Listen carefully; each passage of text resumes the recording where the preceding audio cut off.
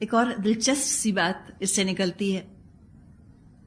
دریا کا پھٹنا بنی اسرائیل کے لیے نعمت تھا، لیکن جو نعمت بنی اسرائیل کے لیے نعمت تھی وہ فرعون کے لیے نعمت ثابت نہ ہوئی.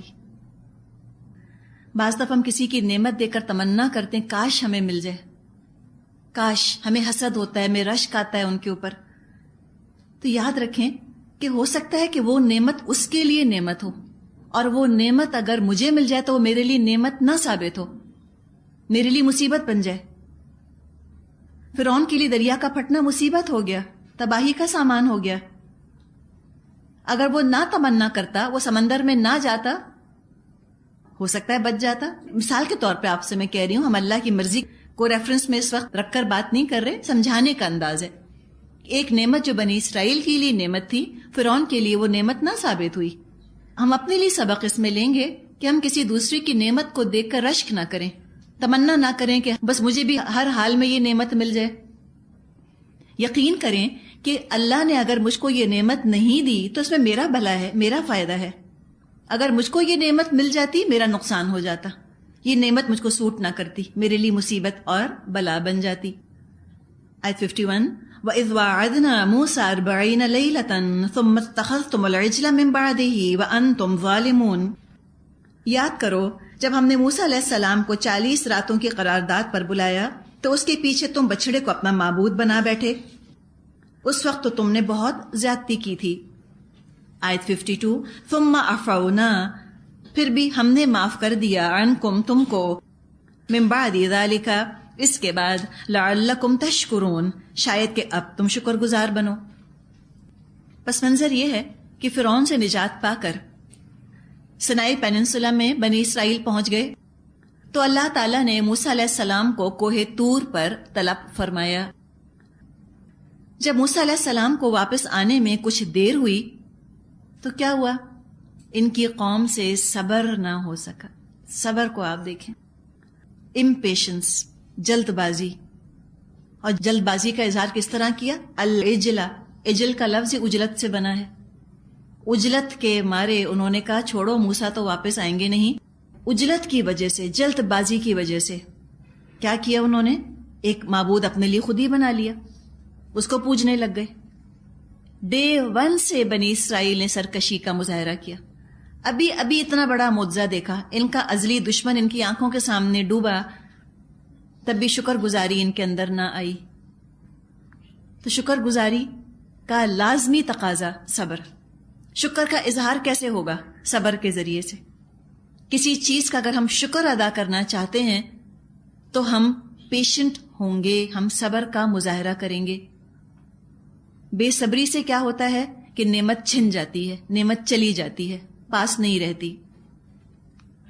ان کی جو کتاب ہے بک آف ایگزوڈس، اس میں آتا ہے چیپٹر 32 میں، باب 32 میں، تورات میں لکھا ہے، اور جب لوگوں نے دیکھا کہ موسیٰ نے پہاڑ سے اترنے میں دیر لگائی تو وہ ہارون کے پاس جمع ہو کر اس سے کہنے لگے، اٹھ ہمارے لیے دیوتا بنا جو ہمارے آگے آگے چلے، کیونکہ ہم نہیں جانتے اس مرد موسیٰ کو جو ہمیں ملک مصر سے نکال کر لایا تھا کیا ہو گیا، کہاں چلے گئے موسیٰ، ہم کو نہیں پتا، ہم انتظار بھی نہیں کر سکتے، تم بس ہمارے لیے یہیں پر خدا بنا دو، نعوذ باللہ. تو یہ ان کو ایک طرح سے آئینہ دکھایا گیا. نبی اکرم صلی اللہ علیہ وسلم کے زمانے میں چونکہ یہودی اپنے آپ کو بہت نیک ظاہر کیا کرتے تھے، ان کا پردہ چاک کیا جا رہا ہے کہ تم زیادہ اپنی نیکی کا دم مت بھرو، تم تو یہ کام کر چکے. شروع دن سے نبیوں کے ساتھ کیا سلوک، کیا معاملہ کیا، دیکھ لو. انہوں نے کہا پتہ نہیں موسیٰ علیہ السلام ہمیں چھوڑ کے کہاں چلے گئے. بدگمانی کی نا، برا گمان کیا اپنے لیڈر کے ساتھ. تو بدگمانی کرنے والے اور بے صبری کرنے والے کبھی فلاح نہیں پا سکتے. لیکن اللہ تعالیٰ نے پھر بھی ان سے درگزر فرمایا، پھر بھی ان کو مہلت دی. آیت 53 وَإِذْ آتَيْنَا مُوسَى الْكِتَابَ وَالْفُرْقَانَ لَعَلَّكُمْ تَهْتَدُونَ. یاد کرو جب ہم نے موسیٰ علیہ السلام کو کتاب اور فرقان عطا کی تاکہ تم اس کے ذریعے سے سیدھا راستہ پا سکو. کتاب کا مقصد ہم نے بھی پڑھا تھا جب سورہ بقرہ شروع کی تھی، ذالک الکتاب لا ریب فیہ ھدی للمتقین، ہدایت ہے متقیوں کے لیے۔ تورات نازل کرنے کا مقصد بھی یہی تھا، لعلکم تہتدون، تاکہ تم ہدایت پاؤ۔ تو کتاب عطا کی موسیٰ علیہ السلام کو، اور فرقان، فرقان کا مطلب ہوتا ہے دا کرائٹیرین، حق اور باطل میں، ٹروتھ اور فالسہڈ میں ڈفرینشیٹ کرنے والی چیز، حق اور باطل میں فرق کرنے والی چیز۔ تورات میں ایسے احکامات، ایسی ہدایات موجود تھیں جو اللہ کی مرضی واضح طور پر بیان کر رہی تھیں۔ تو کتاب ہی کی ایک کوالٹی، کتاب ہی کی ایک صفت ہے فرقان، ایسی کتاب جو کہ کلیئرلی ڈفرینشیٹ کر دیتی ہے حق اور باطل کو۔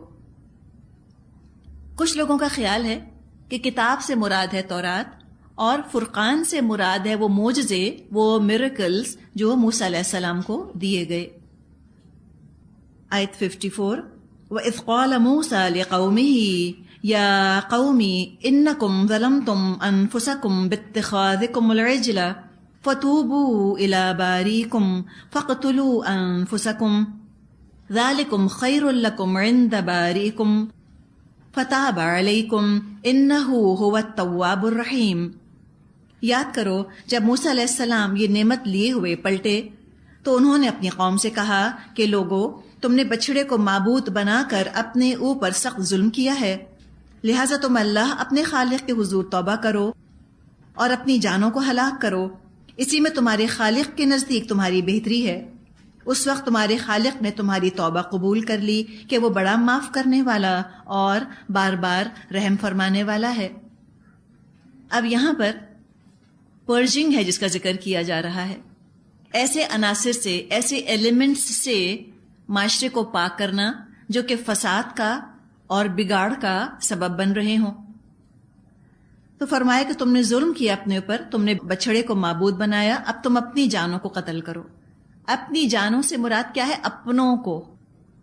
طریقہ یہ تھا کہ جس قبیلے میں سے، جس ٹرائب میں سے جن جن لوگوں نے شرک کیا تھا ان لوگوں کو وہی لوگ قتل کریں، اس قبیلے کے لوگ قتل کریں جنہوں نے شرک نہیں کیا تھا۔ تو اپنے اپنے قبیلے کا معاملہ قبائلی لیول پر، ٹرائبل لیول پر ہی ہو جانا چاہیے۔ تو انفسکم سے مراد ہے کہ تم اپنے قبیلے کے ان لوگوں کو قتل کرو جنہوں نے شرک کیا ہے، اور یہ کام وہ کریں گے جنہوں نے شرک نہیں کیا۔ اس سے ایک تو شرک کی برائی کا احساس ہوتا ہے کہ شرک اتنا بڑا گناہ ہے کہ اس میں کسی تعلق کا لحاظ نہیں رکھا گیا۔ جن لوگوں نے بچھڑے کو معبود بنا لیا تھا وہ مرتد ہو گئے تھے، اپوسٹیٹ ہو گئے تھے، اپنے دین کو انہوں نے چھوڑ دیا تھا۔ تو جتنے لوگوں نے ارتداد اختیار کیا، اپنے دین کو چھوڑا، ان کی سزا تورات میں قتل تھی، کہ جو اپنے دین کو چھوڑ دے گا، اپنے دین سے پلٹ جائے گا، اس کو قتل کر دیا جائے گا۔ اور اس کا یہ ثبوت یہاں موجود ہے کہ موسیٰ علیہ السلام نے یہی حکم دیا تھا اپنی قوم کو کہ جتنے لوگ مرتد ہو گئے ہیں، جنہوں نے بچڑے کی پوجا شروع کر دی ہے، ان کو قتل کر دو۔ تو مرتد کی سزا موسیٰ علیہ السلام کی شریعت میں قتل ہی تھی۔ اسلام نے اس سزا کو برقرار رکھا ہے۔ اب بظاہر تو یہ بڑا ظلم نظر آ رہا ہے کہ اف کتنی بڑی بات، کتنا بلڈ شیڈ، اتنے لوگوں کو قتل کرو، لیکن یہ ضروری تھا۔ جس طرح کہ ڈاکٹر دیکھتا ہے کہ جسم کے کسی حصے میں کینسر ہے اور وہ کینسر ناقابل علاج ہے، انکیوربل ہے، تو باقی جسم کو بچانے کے لیے اس حصے کو جسم سے الگ کر دیا جاتا ہے، نیسیسری سرجری ہوتی ہے۔ بعض دفعہ ٹانگ یا ہاتھ ایمپیوٹیٹ کر دیتے ہیں نا، کاٹ دیتے ہیں۔ اگر یہ نہ کاٹیں، یہ سرجری نہ کریں تو بیماری پورے جسم کو اپنی لپیٹ میں لے لے اور پورا جسم ہلاک ہو جائے۔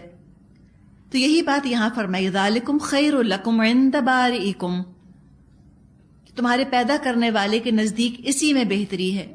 باری، الباری اللہ کا نام ہے، مادہ اس کا با را حمزہ ہے، خالق سے ملتا جلتا مطلب ہے اس کا۔ باری کا مطلب ہوتا ہے کسی چیز کو ظاہر کر دینا، ایویڈنٹ کر دینا، مینیفیسٹ کر دینا۔ تو اللہ کے نام الباری کا حوالہ دیا گیا. عند باریکم، تمہارے پیدا کرنے والے کے نزدیک اسی میں بہتری ہے. ابھی اللہ کی خلاقی کا حوالہ یہاں کیوں دیا گیا؟ بات یہ ہے کہ کسی چیز سے سب سے زیادہ وہ محبت کرتا ہے جس نے اس کو بنایا ہو. آرٹسٹ کو سب سے زیادہ اپنی پینٹنگ سے محبت ہوتی ہے، اس لیے کہ اس نے اپنی پینٹنگ بنائی ہوتی ہے. اب اگر کوئی آرٹسٹ اپنے کام کو خود ختم کر دیتا ہے تو یقیناً کوئی نہ کوئی وجہ ہوگی، اس پینٹنگ میں کوئی خرابی ہوگی، کوئی ڈیفیکٹ ہوگا. تو اللہ تعالیٰ سب انسانوں کا خالق ہے. جب چند انسانوں کی وجہ سے باقی مخلوق خطرے میں پڑنے لگے تو باقی مخلوق کو بچانے کے لیے ضروری ہوتا ہے کہ برے لوگوں کو سزا دی جائے. تو یہی بات یہاں فرمائی کہ اس طرح سزا ملنی دراصل باقی تم لوگوں کے لیے خیر ہے اور ان کے لیے بھی خیر ہے جن کو سزا ملی. دنیا میں سزا مل گئی، اپنے رب سے انہوں نے توبہ کر لی، تو آخرت کی سزا اللہ ان کی معاف فرما دے گا. تو یہاں بتا دیا کہ تم کریٹر نہیں ہو، اللہ کریٹر ہے. اللہ نے جب یہ فیصلہ فرمایا تو یقیناً بہتری ہوگی. تم اللہ سے بڑھ کر مہربان نہیں ہو سکتے. جب انسان اللہ سے بڑھ کر خود کو مہربان سمجھنے لگتے ہیں تو پھر وہ اللہ کو ظالم سمجھنے لگتے ہیں. کہتے ہیں وائی اللہ نے کیوں کیا، ہاؤ ٹیربل، اللہ نے اتنا ٹیربل فیصلہ کیوں کیا. نعوذ باللہ، اللہ ٹیربل فیصلے نہیں کرتا. انسان اپنی کم عقلی کی وجہ سے ایسی باتیں سوچنے لگتے ہیں.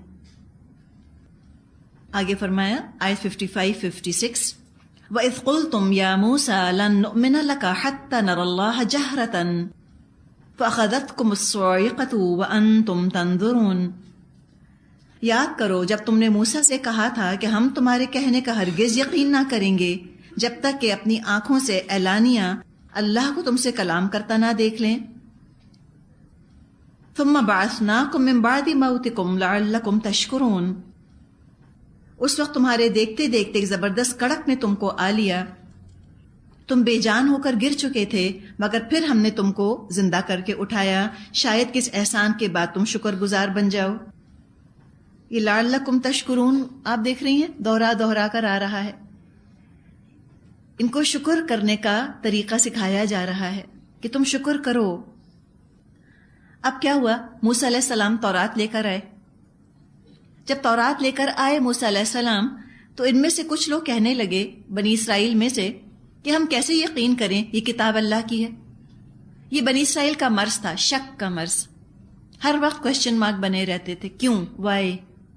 ہر چیز میں ان کو حجت نکالنی تھی. کہا کہ ہم تو یقین نہیں کر سکتے کہ اللہ نے یہ کلام تم کو دیا ہے. تو موسیٰ علیہ السلام ویریفیکیشن کے طور پہ، ثبوت کے طور پہ بنی اسرائیل کے 70 چنے ہوئے آدمیوں کو 70 آدمیوں کو اپنے ساتھ لے کر کوہ طور پر گئے اور وہاں جا کر انہوں نے اللہ کا کلام سنا. تو کہنے لگے ہمیں کیا پتا کون بول رہا ہے، ہم کیسے کہہ سکتے ہیں. تو لن نؤمن لک حتی نری اللہ جہرا، ہم یقین ہی نہیں کریں گے تمہاری بات کا، ہم تمہاری تصدیق ہم کو ویریفائی نہیں کریں گے جب تک ہم اللہ کو کھلا سامنے نہ دیکھ لیں اعلانیہ. تب ہم یقین کریں گے کہ یہ کلام واقعی اللہ کا ہے. وہی شک، وہی بدگمانی، ڈاؤٹ کے اندر ہی پڑے رہتے تھے. یؤمنون بالغیب پر آمادہ ہی نہ ہوتے تھے، غیب پر ایمان ہی نہیں لانا تھا ان کو. اپنے 5 حواسوں پر اس قدر بھروسہ اور اللہ کے بتانے پر کوئی بھروسہ نہیں. ابھی جو اللہ کو دیکھنے کی خواہش انہوں نے ظاہر کی کسی محبت کے جذبے کی وجہ سے نہیں ہوئی تھی، وہ تو صرف موسیٰ علیہ السلام کی نافرمانی کا بہانہ تھا، اسکیپ روٹ. ان کے اس رویے کی وجہ سے جو ان کے 70 سردار تھے ان پر بجلی آ گری. فَأَخَذَتْكُمُ الصَّاعِقَةُ، تم پر بجلی گر گئی. وَأَنْتُمْ تَنْظُرُونَ، اور تم دیکھ رہے تھے. جو سرکشی کی، جس ریبیلیسنس کا اور جس انہوں نے بے یقینی کا مظاہرہ کیا تھا، اس قابل تھے کہ ان کو دوبارہ زندگی نہ دی جائے، ان کو دوبارہ مہلت نہ دی جائے. لیکن روایات میں آتا ہے کہ موسیٰ علیہ السلام کی دعا کی بدولت اللہ تعالیٰ نے ان کو ایک اور موقع دے دیا کہ ٹھیک ہے چلو. دوبارہ اللہ نے ان کو زندہ کیا تاکہ یہ شکر گزار ہوں اور اپنے وقت کی قدر کریں، زندگی کو صحیح کاموں میں لگائیں۔ اب مزید انعام، آیت 57، وَذَلَّلْنَا عَلَيْكُمُ الْغَمَامَ وَأَنزَلْنَا عَلَيْكُمُ الْمَنَّ وَالسَّلْوَىٰ كُلُوا مِن طَيِّبَاتِ مَا رَزَقْنَاكُمْ، ہم نے تم پر ابر کا سایہ کیا، من اور سلوہ کی غذا تمہارے لیے فراہم کی، اور تم سے کہا کہ جو پاک چیزیں ہم نے تمہیں بخشی ہیں انہیں کھاؤ۔ وَمَا ظَلَمُونَا، مگر انہوں نے ہم پر ظلم نہیں کیا، وَلَٰكِن كَانُوا أَنفُسَهُمْ يَظْلِمُونَ، بلکہ انہوں نے آپ اپنے اوپر ہی ظلم کیا۔ کچھ اور انعامات جو صحرائے سینا میں اللہ تعالیٰ نے ان پر کیے۔ اللہ تعالیٰ نے ان پر بادلوں کا سایہ کیا، غمام، مادہ غین میم ہے اس کا، اسی سے لفظ غم بنا ہے، غم بھی چھا جاتا ہے۔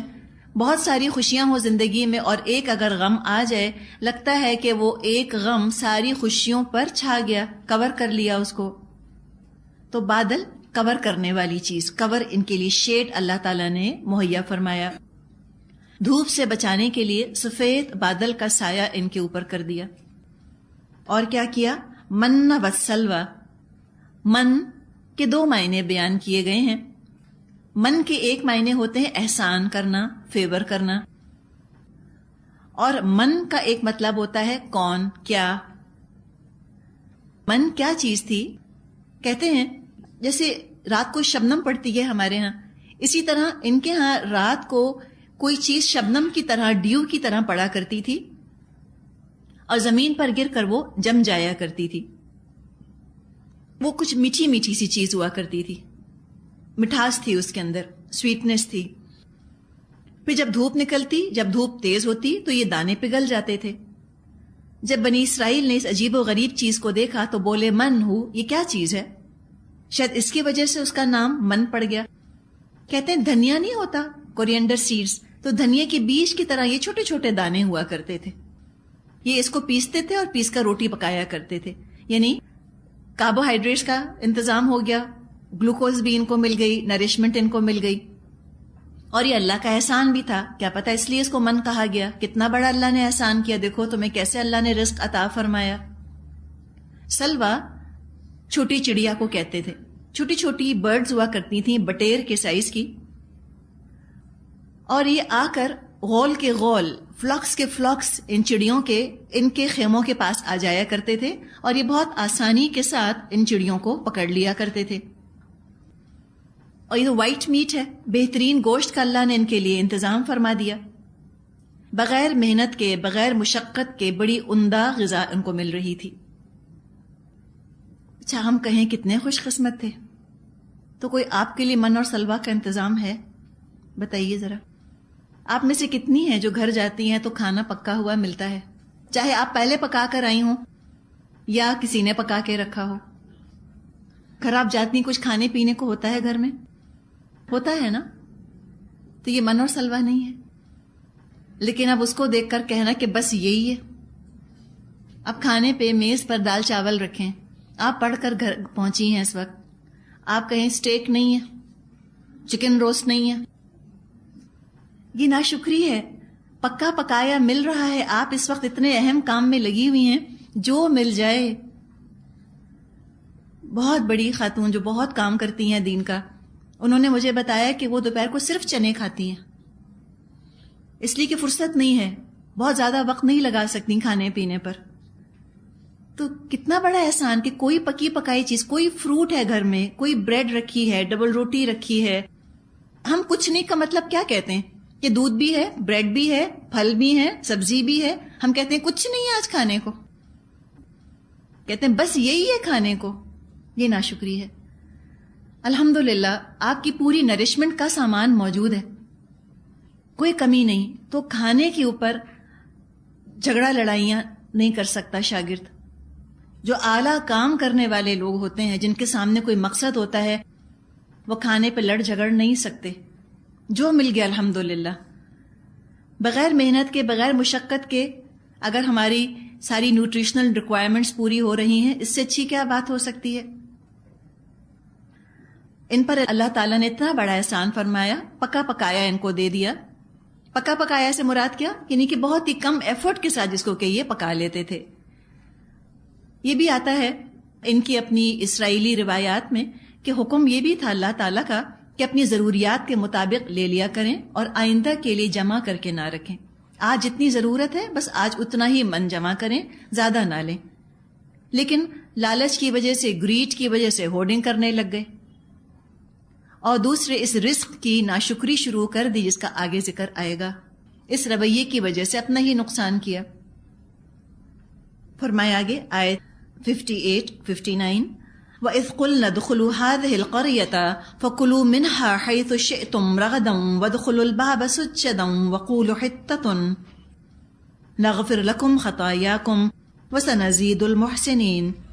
پھر یاد کرو جب ہم نے کہا تھا کہ یہ بستی جو تمہارے سامنے ہے اس میں داخل ہو جاؤ، اس کی پیداوار جس طرح چاہو مزے سے کھاؤ، مگر بستی کے دروازے میں سجدہ ریز ہوتے ہوئے داخل ہونا اور کہتے جانا حطتن حطتن، ہم تمہاری خطاؤں سے درگزر کریں گے اور نیکوکاروں کو مزید فضل و کرم سے نوازیں گے. فبدل الذین ظلموا قولا غیر الذی قیل لهم فانزلنا علی الذین ظلموا رجزا من السماء بما كانوا یفسقون. مگر جو بات کہی گئی تھی ظالموں نے اسے بدل کر کچھ اور کر دیا. آخر کار ہم نے ظلم کرنے والوں پر آسمان سے عذاب نازل کیا. یہ سزا تھی ان نافرمانیوں کی جو وہ کر رہے تھے. کسی شہر کا ذکر ہے کہ ہم نے کہا تم اس شہر میں داخل ہو جاؤ. اب یہ کوئی ہسٹوریکل سیکوینس میں بات نہیں آ رہی، تاریخی لحاظ سے بات نہیں کی جا رہی. مختلف واقعات ہیں جن کی تاریخ سے اسارٹڈ واقعات بیان کیے جا رہے ہیں. کہا جاتا ہے ایک شہر تھا. کیا تھا؟ کوئی کہتے ہیں کہ اریحا شہر تھا، جیریکو، یا مواب، MOAB، مواب اس شہر کا نام تھا. کوئی فلسطین کا شہر تھا جس میں کہا گیا کہ تم چلے جاؤ، اس میں تم داخل ہو جاؤ. قریہ کے اندر، قریہ کا مطلب ہوتا ہے جمع ہونے کی جگہ. ہمارے یہاں تو عام طور پہ ولیجز کے لیے، دیہاتوں کے لیے قریہ لفظ استعمال ہوتا ہے، لیکن عربی میں بڑے شہروں کے لیے بھی یہ لفظ استعمال ہوتا ہے. کسی ملٹری کانکویسٹ کا ذکر ہے، فوجی طاقت کے ذریعے انہوں نے کوئی جگہ فتح کی. تو پھر کہا کہ تم کیسے داخل ہونا؟ سجدن، سجدہ کرتے ہوئے، عاجزی کے ساتھ، ماڈسٹی کے ساتھ. وقولوا حطتن، کہتے جانا حطتن. ہا تو یا اس کا مادہ ہے، حطا، خطا سے ملتا جلتا لفظ ہے یہ. حطتن کے لفظی معنی ہوتے ہیں جھاڑ دینا. کوئی چیز جھاڑ دینا اوپر سے نیچے، جیسے پتے جھاڑتے ہیں، ٹھیک ہے، شیڈ کر دینا کوئی چیز. تو مراد یہاں پر کیا ہے؟ حطتن سے جیسے ہم کہتے ہیں نا استغفر اللہ، یعنی کہ اللہ ہمارے گناہ جھاڑ دے. استغفار کے معنوں میں یہ لفظ ہے. نبی اکرم صلی اللہ علیہ وسلم نے بھی جب مکہ فتح کیا تھا تو آپ کو ہدایات دی گئی تھی کہ اذا جاء نصر اللہ والفتح، کہ جب اللہ کی مدد اور فتح آ جائے تو کیا کرو؟ فسبح بحمد ربک واستغفر، تو اللہ کی تسبیح کرو، اللہ کی حمد کرو اور استغفار کرو. یہی انسٹرکشنز ان کو دی گئی تھیں. لیکن انہوں نے حطتن جو لفظ تھا اس کو بدل کر حنتتن، حنتتن کر دیا. حنتا کہتے ہیں گیہوں کو.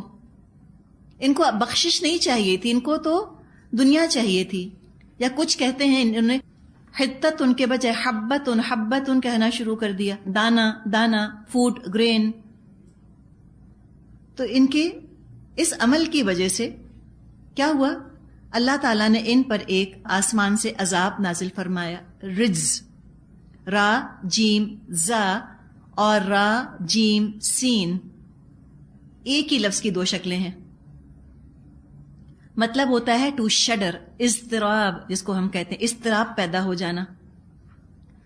را جیم سین، رجز کا لفظ گندگی کے لیے استعمال ہوتا ہے، کیونکہ گندگی کو دیکھ کر ایک قسم کی کپ کپی آتی ہے نا، ایک شڈر والی فیلنگ آتی ہے، شدت کی گندگی. آسمان سے جو عذاب ان پر آیا وہ سخت آسمانی آفت تھی، ایکسٹرا آرڈینری کوئی عذاب تھا. کہا جاتا ہے کوئی پلیگ ان میں پھوٹ نکلی تھی، کوئی وبا پھیل گئی تھی جس سے کہ ہزاروں ہزاروں لوگ مر گئے تھے. اور کیوں ہوا یہ؟ بما کانوا یفسقون، ان کے فسق کی وجہ سے. فا سین قاف، یفسقون کا مادہ ہے، روٹ ورڈ ہے. مطلب ہوتا ہے فرما برداری سے نکل جانا، اوبیڈینس سے نکل جانا. یہ چھوٹی موٹی نافرمانی سے لے کر اور بڑی کھلی بغاوت تک کے لیے یہ لفظ استعمال ہوتا ہے. اوپن ریبیلین کے لیے بھی استعمال ہوتا ہے. آیت نمبر 60 وَإِذِ اسْتَسْقَىٰ مُوسَىٰ لِقَوْمِهِ فَقُلْنَا اضْرِب بِّعَصَاكَ الْحَجَرَ فَانْفَجَرَتْ مِنْهُ 12 عَيْنًا قَدْ عَلِمَ كُلُّ أُنَاسٍ مَّشْرَبَهُمْ كُلُوا وَاشْرَبُوا مِن رِّزْقِ اللَّهِ وَلَا تَعْثَوْا فِي الْأَرْضِ مُفْسِدِينَ. یاد کرو جب موسیٰ علیہ السلام نے اپنی قوم کے لیے پانی کی دعا کی تو ہم نے کہا فلاں چٹان پر اپنا عصا مار. چنانچہ اس سے 12 چشمے پھوٹ نکلے اور ہر قبیلے نے جان لیا کون سی جگہ اس کے پانی لینے کی ہے. اس وقت یہ ہدایت کر دی گئی تھی کہ اللہ کا دیا ہوا رزق کھاؤ پیو اور زمین میں فساد نہ پھیلاتے پھرو. کچھ ان کی اپنی ہی کتابوں میں ریفرنسز آتے ہیں. بک آف نمبرز میں آتا ہے اور جب جماعت کے لوگوں کو وہاں پانی نہ ملا، مراد ہے سنائی پیننسولا میں ریگستان تھا، صحرا تھا، ڈیزرٹ تھا، پانی نہ ملا، صبر نہیں کیا. کیا ہوا؟ موسیٰ اور ہارون کے خلاف اکٹھے ہوئے اور لوگ موسیٰ سے جھگڑنے لگے اور یہ کہنے لگے کاش ہم بھی اس وقت مر جاتے جب ہمارے بھائی خداوند کے حضور مرے. تم خدا کی جماعت کو اس ریگستان میں کیوں لے آئے ہو کہ ہم کو اور ہمارے جانوروں کو یہاں مار دو؟ اور تم نے ہم کو مصر سے نکال کر کیوں اس بری جگہ پہنچا دیا؟ جب من اور سلوہ نازل نہیں ہوا تھا، کھانے پینے کی شارٹیج تھی، تب بھی انہوں نے موسیٰ علیہ السلام سے بہت جھگڑا کیا. ان کی بک میں آتا ہے، بک آف ایگزوڈس میں چیپٹر 16 میں لکھا ہے اس بیابان میں بنی اسرائیل کی ساری جماعت موسیٰ اور ہارون پر بڑبڑانے لگی اور بنی اسرائیل کہنے لگے کاش ہم خداوند کے ہاتھوں ملک مصر میں جب ہی مار دیے جاتے، جب ہم گوشت کی ہانڈیوں کے پاس بیٹھ کر دل بھر کر روٹی کھاتے تھے. کیونکہ تم ہم کو اس بیابان میں اس لیے لے آئے ہو کہ سارے مجمع کو بھوکا مار دو. الزام تراشیاں. اور خداوند نے موسیٰ سے کہا میں نے بنی اسرائیل کا بڑبڑانا سن لیا ہے، سن تو ان سے کہہ دے کہ شام کو تم گوشت کھاؤ گے اور صبح کو تم روٹی پیٹ بھر کر کھاؤ گے اور تم جان لو گے میں خداوند تمہارا خدا ہوں. اور یوں ہوا کہ شام کو اتنی بٹیریں آئیں کہ ان کی خیمہ گاہ کو ڈھانک لیا. یعنی کہ اگریسو بہت تھے نا، بدتمیزی کے ساتھ بات کیا کرتے تھے، الزام لگایا کرتے تھے موسیٰ علیہ السلام پر. کھانے کے معاملے میں بھی صبر نہ کیا، اسی طرح سے انہوں نے معاملہ کیا. پانی کے لیے بھی انہوں نے بہت بے صبری کا مظاہرہ کیا، لیکن موسیٰ علیہ السلام نے پھر بھی صبر فرمایا. اللہ تعالیٰ سے دعا کی. اللہ تعالیٰ نے ہدایت دی موسیٰ علیہ السلام کو کہ عصا کو، اپنی لاٹھی کو پتھر پر مار. ایک پتھر پر انہوں نے مارا، اس سے 12 چشمے 12 سپرنگز نکل کر بہنے لگ گئے. 12 ہی ان کے قبیلے تھے، ہر قبیلے کا اپنا حصہ مقرر ہو گیا، اپنی جگہ مقرر ہو گئی. ابھی چٹان جو ہے جس میں سے کہ 12 چشمے پھوٹ بہے تھے، یہ آج بھی سنائی پیننسولا میں موجود ہے اور چشموں کے سوراخ بھی اس کے اندر پائے جاتے ہیں. عینن، عین یا نون، چھوٹے سے سوراخ کو کہتے ہیں، ٹائنی ہول جس میں بہت سارا پانی نکل آئے. آنکھ کو بھی عین کہتے ہیں. آنکھ ہوتی ہے، اس میں چھوٹا سا ایک سوراخ ہے جہاں سے ڈھیروں ڈھیر پانی نکل آتا ہے، کتنے آنسو نکل آتے ہیں. تو فرمایا کہ تم کھاؤ اور تم پیو. کلو واشربوا من رزق اللہ، کھاؤ اور پیو اللہ کے رزق میں سے، لیکن ساتھ ساتھ اس کا حق بھی ادا کرو، فساد مت مچانا. کھانا اور پانی بہت بڑی نعمت ہے، اس نعمت کا حق ادا کرنا ہے.